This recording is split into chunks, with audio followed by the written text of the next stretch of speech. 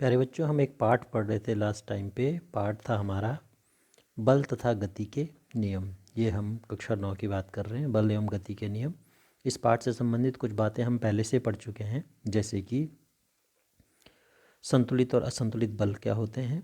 जैसे हमने बल के बारे में आपको बताया था पहले भी कि बल क्या होता है, कि बल एक तरह का किसी भी तरह का बाह्य प्रतिरोध है या बाह्य बाहर से लगने वाली कोई ऐसा कारक है जो किसी वस्तु का आकार बदल सकता है। जैसे कि इस चित्र में आपको दिख रहा है आकार बदल रहा है, जैसे इस स्प्रिंग को खींचा गया तो इसका आकार बदल रहा है। किसी स्थिर वस्तु को गतिशील कर सकता है, किसी गतिशील वस्तु को रोक सकता है और उसका आकार बदल सकता है। तो ये सारी स्थितियां जब होती है हमारे पास, तो हम कहते हैं कि किसी वस्तु पर बल लग रहा है। बल हमने आपको दो प्रकार के बताए थे, एक था संतुलित बल और दूसरा था असंतुलित बल। संतुलित बल क्या हुआ? संतुलित बल एक प्रकार का बल है जिसमें, जैसे कि एक चित्र में आपको दिख रहा है कि दो बच्चे एक बॉक्स को धक्का देने की कोशिश कर रहे हैं, पर जितना वो आगे बल लगा रहे हैं उतना ही बल उनके विपरीत दिशा में लग रहा है। इस बल को हमने कहा था घर्षण बल। तो एक घर्षण बल जो है पृथ्वी और जो वस्तु होती है उसके तलों द्वारा लगने वाला एक विपरीत बल है। तो पृथ्वी जो है वस्तु को आसानी से आगे नहीं खिसकने देती और एक विपरीत बल उसके ऊपर लगाती रहती है, जिससे कि वस्तु आगे जाने का विरोध करती है या आगे बढ़ नहीं पाती है। तो अगर ऐसी स्थिति में ये बच्चे इसको खिसका नहीं पा रहे हैं तो इसका मतलब इन पर जरूर एक उतना ही बल विपरीत दिशा में लग रहा है।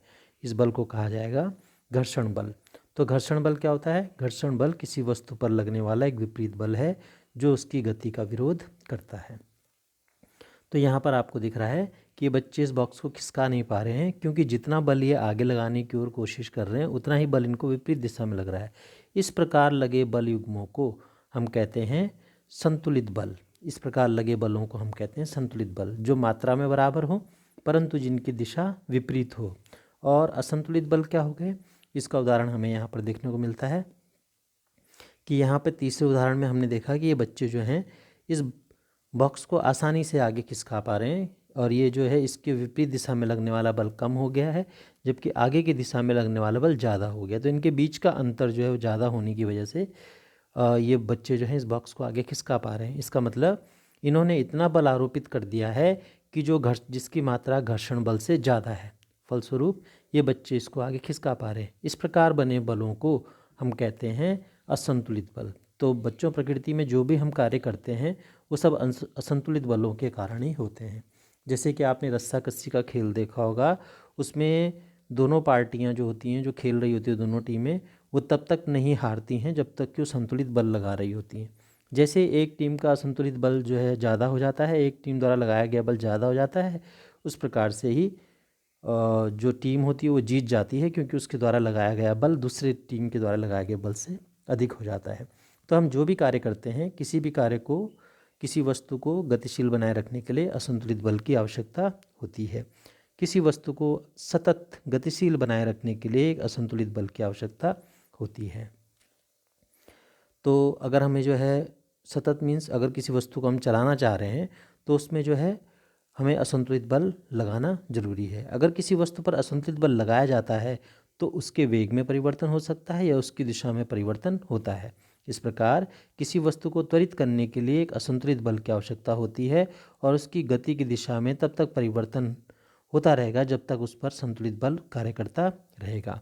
बल हटाने पर वस्तु प्राप्त हुए वेग से गतिमान रहेगी। यानी हमने जो है एक बार किसी साइकिल को धक्का दे दिया तो साइकिल आगे चलती रहती है, तो हमें उसको गतिशील बनाए रखने के लिए, उसके घर्षण बल को कम करने के लिए हमें इतना बल लगाना पड़ेगा कि हम घर्षण बल को कम कर सकें, उसके घर्षण बल से अधिक बल हम लगा सकें। गति का प्रथम नियम हम पढ़ चुके थे। गति का प्रथम नियम में हमने कहा था कि कोई वस्तु अपने गति का विरोध करती है, यानी जिस स्थिति में रहती है उसी में रहने का प्रयास करती है। जैसे गैलीलियो का एक्सपेरिमेंट आपको बताया गया था कि यहाँ पर क्या हुआ, एक कांच की गोली को एक तल से गिराया गया और ये तलों की जो कोण थे वो हर बार बदल दिए गए। एक बार छोटा कोण रखा है, अगली बार बड़ा कोण, अगली बार और बड़ा कोण। तो पाया गया कि समान ऊंचाई तक ये पहुंच रहे थे। तो इस कोण का इससे कुछ लेना देना नहीं था और जिस जिस दूरी को जितना दूरी ये तय कर रही थी उतना दूरी ये सीधा भी तय कर रही है। तो बराबर ऊंचाई दूरियां जो है वो बराबर जो टोटल कुल बल की मात्रा है इनमें या फिर इनके द्वारा किया गया कार्य है उसकी मात्रा बराबर ही रह रही है। तो इसका मतलब ये है कि अगर हम किसी वस्तु को एक निश्चित वेग से छोड़ते हैं तो वो उसी दिशा में चलते रहने का प्रयास करती है। अब इससे कोई मतलब नहीं कि इसका कोण कौन सी दिशा में है, वस्तु जो है उसी कोण के साथ उसी वेग के साथ ऊपर की तरफ बढ़ती है और उतनी दूरी की ऊंचाइयां तय करती है। तो यहाँ पर गैलीलियो के इस प्रयोग से यानी किसी वस्तु द्वारा तय की गई ऊंचाई जो है उस पर निर्भर नहीं करती कि वो कितनी गति से कितनी या उसकी गति परिवर्तित नहीं होती है, वो बराबर ऊंचाइयों को तय करती है। हमने कोण से कोई मतलब नहीं है उसका। इस नियम को बोला गया गति विषयक नियम। गैलीलियो के इस नियम को आगे विकसित किया न्यूटन ने। तो न्यूटन ने इसके लिए अपना एक नियम बनाया गति का नियम, इसे गति का प्रथम नियम भी कहते हैं। इसके हिसाब से प्रत्येक वस्तु अपनी स्थिर अवस्था या सरल रेखा में एक समान गति से बने रहना चाहती है जब तक कि उस पर कोई बाह्य बल कार्य न कर रहा हो। जैसे हमने कहा कि अगर किसी फुटबॉल पे हम किक कर देते हैं तो फुटबॉल उसी गति से चलती रहेगी जब तक कि हम उसको रोकेंगे नहीं। अब फुटबॉल रुकती क्यों है? क्योंकि फुटबॉल और पृथ्वी के तल के बीच में एक घर्षण बल कार्य कर रहा होता है जिसकी वजह से उसकी गति धीमी होती जाती है और फुटबॉल एक समय बाद रुक जाती है। ये हमने कहा था हमारी प्रकृति में होता है। साथ ही हमने कहा था कि अगर हम एक ग्राउंड ले लें ऐसा कि जो बहुत बड़ा हो और जिस पर किसी भी प्रकार का कोई घर्षण कार्य न कर रहा हो तो बॉल हमेशा चलती रहेगी। इसका मतलब इस गुण को कहा गया, इसको हम कह सकते हैं जड़त्व का नियम भी कहते हैं। इसके हिसाब से सभी वस्तुएं अपनी गति की अवस्था में परिवर्तन का विरोध करती हैं। गुणात्मक रूप में किसी वस्तु के विरामावस्था में रहने या समान वेग से गतिशील रहने की प्रवृत्ति को जड़त्व कहते हैं। यही कारण है कि गति के पहले नियम को जड़त्व का नियम भी कहते हैं। हमने कहा था अगर कोई वस्तु गतिशील है तो गतिशील बने रहना चाहती है और स्थिर है तो स्थिर बने रहना चाहती है। वो अपने अपने में होने वाली गति का विरोध करती है। इसके कुछ उदाहरण हमने दिए थे आपको, जैसे यात्रा के समय जब अचानक जो है ब्रेक मार दिए जाते हैं, ब्रेक लगाए जाने पर गाड़ी जब आप ब्रेक मारते हैं तो आप जो है आगे की तरफ गिर पड़ती है। अचानक ब्रेक लगने पर हम जो है आगे की तरफ गिर सकते हैं। इसीलिए हमें सीट बेल्ट पहननी होती है बच्चों। सीट बेल्ट हमें क्या करती है? सीट से बांधे रखने में मदद करती है। उसी प्रकार से अगर गाड़ी अचानक चल जाती है तब भी ऐसा ही होता है। ऐसा हमने आपको बताया था, ऐसा इसलिए होता है क्योंकि हमारा शरीर जो गाड़ी के संपर्क में है, वो गाड़ी निचला शरीर जो हमारा शरीर है वो गाड़ी के साथ जो है अपनी गति बना लेता है, परंतु ऊपर वाला स्वतंत्र शरीर जो है, ऊपर वाला हिस्सा, वो उस गति से रुक नहीं पाता या चल नहीं पाता है। इस कारण हम अगर ब्रेक लगेंगे तो सीधा आगे की ओर जाएंगे और अगर गाड़ी जो है सीधे अचानक शुरू होगी तो हम पीछे की ओर जाएंगे, क्योंकि ब्रेक लगने पर हमारा निचला शरीर तो रुक जाता है परंतु ऊपरी शरीर रुक नहीं पाता है। तो वो उसी गति से चलता रहता है और हमें अनुभव होता है कि हमारा शरीर जो है आगे की ओर जा रहा है। तो इसी प्रकार से बहुत सारे एग्जाम्पल्स यहाँ पर दिए गए थे। एक उदाहरण दिया गया था कैरम की गोटी वाला, जो कॉइन वाला था, कि स्ट्राइकर से जब हम हिट करते हैं तो नीचे वाली गोट तो अपने पॉट में चली जाती है, बाकी ऊपर के जो कॉइन्स होते हैं वो अपनी जगह पर दोबारा खड़े हो जाते हैं। उसके पीछे कारण यही है कि जो भी जड़त्व तो बदला है वो नीचे वाली गोट का बदला है, ऊपर वाली गोटों के साथ उतना बल उन तक नहीं पहुँच पाया, इस वजह से वो स्थिर की स्थिर रही। दूसरा एक कॉइन का एग्जाम्पल यहाँ पर दिया गया है कि अगर आप एक ग्लास के ऊपर एक कार्ड रखें, कार्ड के ऊपर एक कॉइन रखें और इसको आप धक्का मारें, इसको आप उंगलियों से छिटकें तो कार्ड तो दूर चला जाता है पर कॉइन जो है नीचे गिर जाता है ग्लास में। कॉइन क्यों दूर नहीं गया? क्योंकि जो बल था वो केवल कार्ड पर लगा और उसकी गति में परिवर्तन हुआ, कॉइन पर कोई बल नहीं जा पाया। इस वजह से कॉइन जो है अपने आकर्षण के कारण, जिसे हम गुरुत्वाकर्षण कहेंगे, उसके कारण ये किस पर गिर गया? ग्लास के अंदर गिर गया। तो इस प्रकार हमें तरह तरह के उदाहरण देखने को मिलते हैं जिनमें हमें गति का विरोध या होना या ना होना दिखाई देता है। अब जड़त्व क्या हुआ? जड़त्व हमने आपको कहा कि जड़त्व जो है एक गुण है जिसमें कि वस्तु अपनी जगह पर बने रहना चाहती है, या फिर अगर वो चल रही है तो चलते रहना चाहती है, रुकी है तो रुकी रहना चाहती है। वस्तु के इसी गुण को हम जो है जड़त्व कहते हैं। अब जड़त्व किस पर निर्भर करता है? कैसे पता लगाएं कि जड़त्व ज़्यादा है कि कम है? जड़त्व का सीधा अर्थ जो है उसके द्रव्यमान से, वस्तु के द्रव्यमान से संबंधित है। तो किसी वस्तु का द्रव्यमान जो होता है वो उसके जड़त्व की माप होता है। माना उदाहरण आपको दिखाएं कि एक फुटबॉल है और एक लोहे की बॉल है उसी आकार की, परंतु इसका वजन जो है वो केवल 200 ग्राम है और फुटबॉल का वजन 1 किलोग्राम है। तो आप समझ सकते हैं किस में ज़्यादा जड़त्व होगा, किसको खिसकाने में आपको ज़्यादा बल लगाना पड़ेगा। निश्चित है कि ये जो 1 किलोग्राम की जो बॉल है उसको खिसकाने में आपको ज़्यादा बल लगाना पड़ेगा, क्योंकि इसका क्या अधिक है, जड़त्व अधिक है। तो जड़त्व अधिक होने के कारण हम जो हैं इस बॉल को खिसकाने में हमें ज़्यादा मेहनत करनी पड़ेगी, ज़्यादा बल लगाना पड़ेगा। क्यों अधिक है? क्योंकि इसका द्रव्यमान अधिक है। तो वस्तु का द्रव्यमान ही उसके जड़त्व की माप होता है। उदाहरण के तौर पर यहाँ पर कुछ चिन्ह दिए गए हैं, किसका जड़त्व अधिक होगा, किसका जड़त्व कम होगा। एक रबर की गेंद का या पत्थर का, तो सामान्य बात है कि रबर की गेंद का जड़त्व कम होगा और पत्थर उसी आकार का पत्थर होगा तो उसका जड़त्व अधिक होगा। एक साइकिल का या रेलगाड़ी का, क्योंकि उसका द्रव्यमान अधिक है।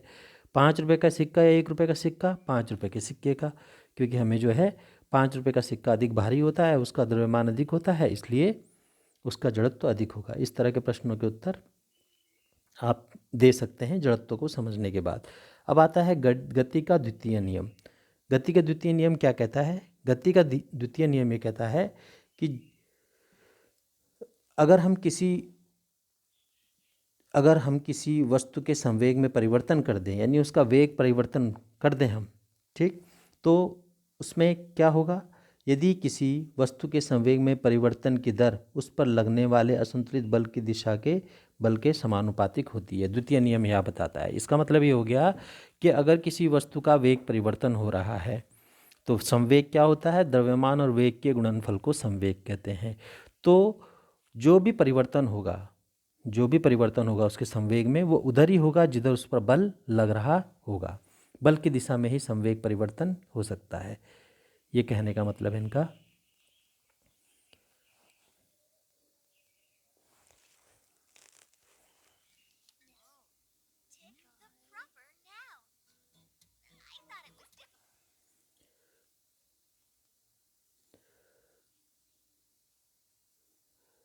किसी वस्तु के संवेग में परिवर्तन की दर उस पर लगने वाले असंतुलित बल की दिशा के समानुपातिक होती है, यानी उतना ही संवेग परिवर्तन होता है जितना हम बल लगाते हैं। अब इसके लिए इन्होंने गणितीय रूप से इसको सिद्ध करने की कोशिश की है कि माना आपके पास m द्रव्यमान की कोई वस्तु है, जैसे कि आपने माना कि एक वस्तु है m द्रव्यमान की, m इसका द्रव्यमान है, और इस वस्तु को कोई प्रारंभिक वेग था u, इससे चल रहा था। ये हम इस बारे में बता चुके हैं पहले ही पिछली कक्षाओं में। तो ये प्रारंभिक वेग से चल रहा था और इस पर आपने बल लगाया F। कितना बल लगाया इस पर? F न्यूटन का बल लगाया। तो ये वस्तु आगे की ओर चलेगी। जब ये वस्तु यहाँ पर पहुँचेगी, द्रव्यमान तो इसका बदलेगा नहीं, m का m ही रहेगा, परंतु इसका वेग बदल जाएगा v, यानी अंतिम वेग हो जाएगा इस प्रकार। तो अगर हम इसका संवेग पता करना चाहें तो संवेग को p से दर्शाते हैं। तो P1 यानी पहला संवेग होगा द्रव्यमान गुणा वेग, यानी m इंटू यू। और ये दूसरा संवेग क्या होगा बच्चों? द्रव्यमान गुणा वेग, तो m इंटू वी, m और v के गुणनफल के बराबर होगा। तो ऐसा आपको यहाँ पर दिख रहा है कि P1 पहला संवेग होगा और P2 दूसरा संवेग होगा। संवेग जो है वो द्रव्यमान और वेग के गुणनफल के बराबर होता है। तो कितना संवेग बदला बच्चों इसका? इसको पता कैसे लगाएंगे? P2 में से P1 को घटा देंगे, यानी बाद के संवेग में से पहले संवेग को घटा देंगे। तो यहाँ पर घटाया गया है बाद के संवेग से पहला संवेग, तो mv में से mu घटाया। अब जब गणित में आपको मालूम है कि जब दोनों में कोई कॉमन टर्म होती है तो उसको एक ही बार लिख देते हैं और अंदर के टर्म्स को माइनस कर देते हैं। जैसा हो रहा होता है, अगर माइनस हो रहा है तो माइनस करना है। तो यहाँ पर क्या हो रहा है? ऋण हो रहा है, m बाहर कॉमन ले लिया गया, v माइनस यू इसको रहने दिया गया। अब हमने बोला कि दर, संवेग परिवर्तन की दर, तो दर का अर्थ होता है समय से भाग देना। दर मतलब समय से भाग देना, तो हमने इसको समय से भाग दिया। समय से भाग देने पर क्या हुआ? वही सूत्र जो ऊपर बना था आपका, जो आपने संवेग परिवर्तन लिया था, उसमें बटे t कर देंगे। तो संवेग परिवर्तन बराबर संवेग परिवर्तन की दर क्या हो जाएगी? m bracket multiply v minus u divide by T. ये संवेग परिवर्तन की दर हो गई। अब हमने अभी कहा कि संवेग परिवर्तन उतना ही होगा जितना आप बल लगाएंगे, तो यानी ये बल के समानुपाती हो गया, यानी जितना बल आपने लगाया उतना ही संवेग परिवर्तन हुआ। तो दोनों को समानुपात के चिन्ह से इस प्रकार से लगा दिया। समानुपाती मैंने आपको बताया उसी अनुपात में बढ़ना या घटना। अब गणित में क्या होता है कि समानुपात के चिन्ह को आपको बराबर के चिन्ह में बदलना होता है। तो बराबर के चिन्ह में बदलने के लिए आप एक नियतांक का इस्तेमाल करते हैं। इस नियतांक का नाम है k। इस नियतांक का नाम क्या है? k। यह एक आनुपातिक स्थिरांक है। तो अब अगर v minus u divide by T को आप कहते हैं त्वरण, यानी अंतिम वेग ऋण प्रारंभिक वेग बटे समय, वेग परिवर्तन की दर, उसको आप कहते हैं त्वरण। तो यहाँ पे वेग परिवर्तन की दर क्या है? त्वरण है। तो इसकी जगह आपने ए लिख दिया, एम का एम उतर गया, तो क्या बचा यहाँ पर? के एम ए, यानी एफ का सूत्र हो गया एफ बराबर के एम ए। एफ का सूत्र क्या हो गया? एफ बराबर के एम ए। इस प्रकार इस सूत्र में आपको क्या दिखा? इसमें आपको ये पता लगा कि जो वेग परिवर्तन होता है, वेग परिवर्तन की दर को त्वरण कहते हैं। जो वेग परिवर्तन हो रहा है और उसका द्रव्यमान के साथ गुणा जो आया, यानी त्वरण और द्रव्यमान का गुणा उस पर लगे बल के बराबर होता है। तो के का मान जो है यहाँ पर स्थिरांक है, उसका मान 1 हो जाता है।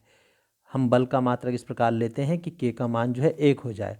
तो अगर हमने 1 किलोग्राम की कोई वस्तु ली और उसको 1 मीटर पर सेकंड स्क्वायर के त्वरण से हमने भगाया, तो इसका मतलब हमने उस पर जो बल लगाया उसका मान हो जाएगा 1 न्यूटन। कितना हो जाएगा? 1 न्यूटन। इसका मतलब के का मान भी 1 ही रखा जाएगा। तो 1 गुणा 1 गुणा 1 बराबर 1। तो 1 न्यूटन का बल, 1 के, 1 एम और 1 ए, तीनों एक ही होंगे। तो तीनों का मान 1 होगा। तो सूत्र क्या बन जाएगा? यानी 1 रखें या ना रखें, के को रखें या ना रखें, कोई फर्क नहीं पड़ेगा। तो सूत्र बनेगा एफ बराबर एम इंटू ए, जैसे कि आपको यहाँ पर दिख रहा है, एफ बराबर एम इंटू ए। एक सूत्र आपको यहाँ पर दिख रहा है। यह गणितीय निरूपण है गति के द्वितीय नियम का, या बल के जो गति है उसका द्वितीय नियम का गणितीय निरूपण है। कोई आपको लगे गति का द्वितीय नियम लिखिए, गणितीय रूप लिखिए, तो गणितीय रूप होगा एफ बराबर एम इंटू ए, यानी बल बराबर द्रव्यमान गुणा त्वरण। यह आपने समझना है। तो बल का मात्रक क्या हो गया? किलोग्राम मीटर पर सेकंड, और जिसको हम न्यूटन भी कहते हैं, जो आइजैक न्यूटन के नाम पे रखा गया है। बल का मात्रक होगा किलोग्राम मीटर पर सेकंड स्क्वायर। तो क्योंकि एम का मात्रक होता है किलोग्राम, ए का मात्रक होता है मीटर प्रति सेकंड स्क्वायर, त्वरण का मात्रक, तो इसका मात्रक हो जाएगा किलोग्राम मीटर, इन दोनों का गुणा कर देंगे तो किलोग्राम मीटर पर सेकंड स्क्वायर। इसे हम एन द्वारा भी दिखाते हैं, न्यूटन द्वारा भी दिखाते हैं। तो हम क्या कर सकते हैं कि गति के द्वितीय नियम से हम किसी वस्तु पर लगने वाले बल की माप कर सकते हैं। तो किसी वस्तु पर लगने वाला बल उसके द्रव्यमान और उसमें उत्पन्न त्वरण के गुणनफल के बराबर होता है। यही गति का तो द्वितीय नियम भी कहता है। ये गणितीय रूप में है और शाब्दिक रूप में आप पहले भी पढ़ चुके हैं यहाँ पर ऊपर, कि गति का द्वितीय नियम क्या कहता है? गति का द्वितीय नियम कहता है कि किसी वस्तु पर लगने वाला बल उस पर संवेग परिवर्तन के दर के समानुपातिक होती है। यह है गति का द्वितीय नियम। ये यहाँ पर आपको बताया गया था कि किसी वस्तु पर, द्वितीय नियम यह बताता है कि किसी वस्तु के संवेग परिवर्तन की दर उस पर लगने वाले बल के समानुपातिक होती है, यानी जितना बल लगाएंगे उसके अनुपात में ही संवेग परिवर्तन होगा।